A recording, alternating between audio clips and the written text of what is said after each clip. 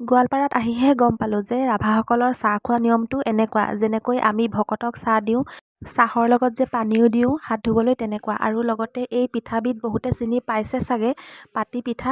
কিন্তু মই আজি প্ৰথমবাৰ দেখিছোঁ আৰু গম পাইছোঁ যে এই পিঠাবিধ আটাৰ পৰা বনায়।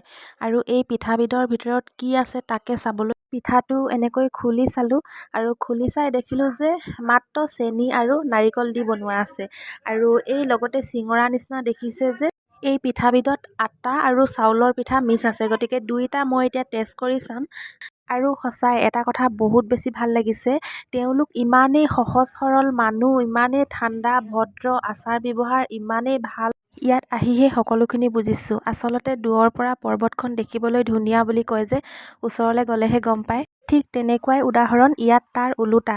দূৰৰ পৰা দেখি এনেকুৱা লাগিছিলে মানুহবোৰ বা কেনেকুৱা হ'ব, কথা বতৰা বা কেনেকুৱা হ'ব, কিন্তু ওচৰত আহি গম পালোঁ ইমানেই সহজ সৰল মানুহ।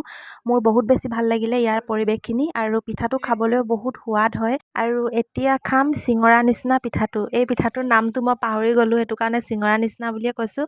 আৰু ইয়াৰ মাজত কি আছে, মানে ভিতৰত কি আছে সেইটো অকণমান চাওঁচোন। ইয়াৰ মাজতো আছে নাৰিকল আৰু চেনিহে।